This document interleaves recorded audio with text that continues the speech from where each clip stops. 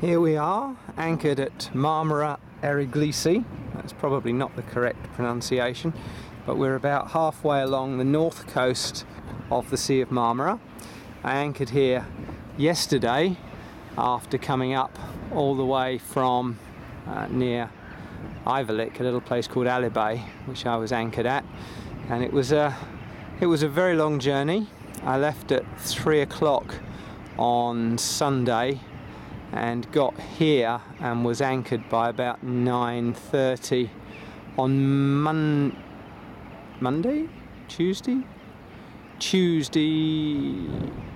Tuesday morning.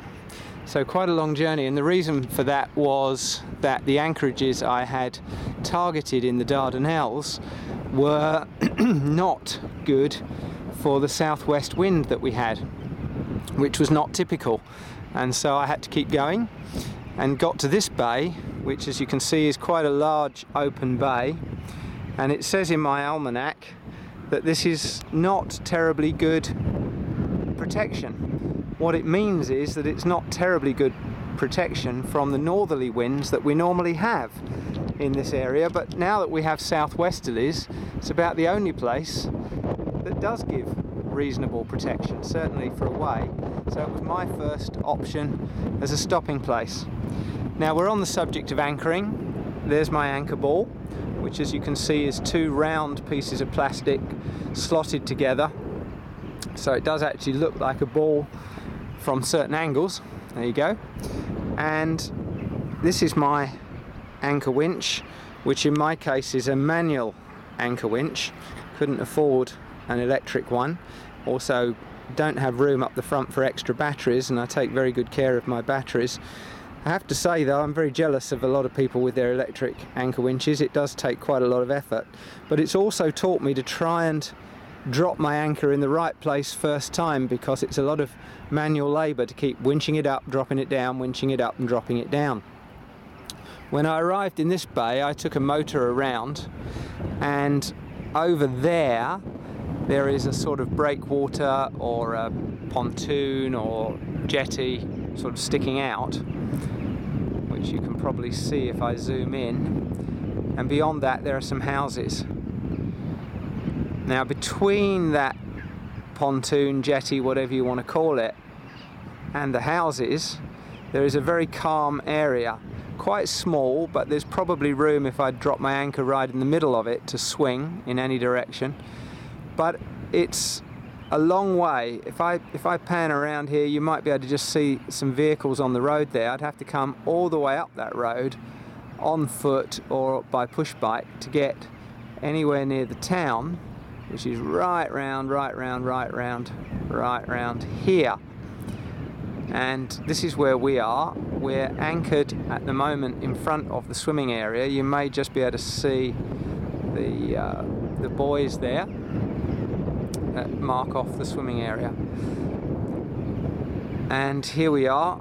If I pan down, you can see that there's a bit of rope which is attached to the bollards there, and that bit of rope comes through here where there's a bit of hose on there to minimize the chafing, and then that is attached to my anchor chain with a galvanized shackle, and you may be able to see the anchor chain going away in the water. It's going away at quite an angle because there's a little bit of a breeze the anchor is holding. I have an arrangement here where my bowsprit cable is protected by a piece of hard plastic tubing, so that if the chain does chafe up against it, that bit of tubing just rotates and it prevents the bowsprit cable from being damaged. So that's my particular anchoring arrangement in terms of equipment. In the anchor locker here you find all sorts of things. There is actually room for a chain. There's a couple of spare anchors. There's a blanket to kneel on when I'm winching. There's a very long piece of very heavy duty sort of hawser for a second anchor, which also has some chain on the end of it, and various bits of stuff that I might need when I'm anchoring. There's a little bit of rope, and there's this buoy so that I can actually put a marker buoy on my anchor. Bizarrely, one of the things that happened once when I put a marker buoy on my anchor was that a motorboat came along and tied up to it. I have found through experience that multiple anchors and marker buoys on the anchor generally lead to some kind of entanglement or complication, and I tend to avoid it. There are exceptions.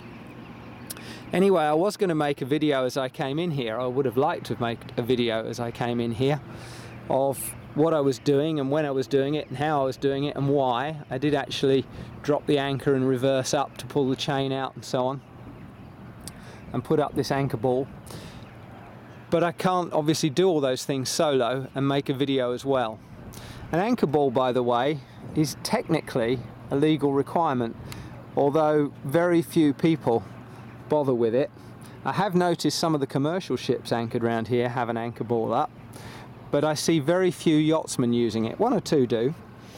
Why do you use an anchor ball? Well, you use an anchor ball during the day and an anchor light during the night. It tells people a couple of things. Primarily, it tells them you're anchored, and therefore you're not able to maneuver out of their way. Now, you could say, well, if there's an anchor chain out the front, it's obvious you're anchored, but that is less noticeable at a distance than an anchor ball. I think it might make a difference if you had an insurance claim. If somebody hit you and then said, well, they didn't realise you were anchored and they thought you were moving, then the fact that you didn't have an anchor ball up might go against you. Obviously at night, an anchor light, which we have on the top of our mizzen mast up there, you can't see it at the moment because it's daylight and it's turned off.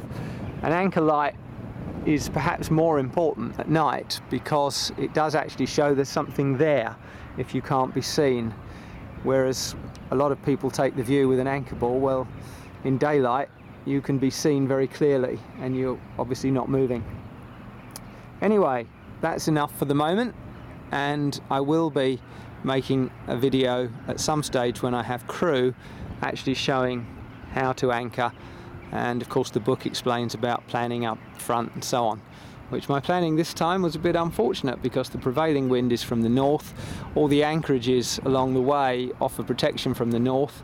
I had a steaming southwesterly wind with a lot of big waves, and I couldn't anchor in most of the places, in fact any of the places that I'd targeted, until I got here.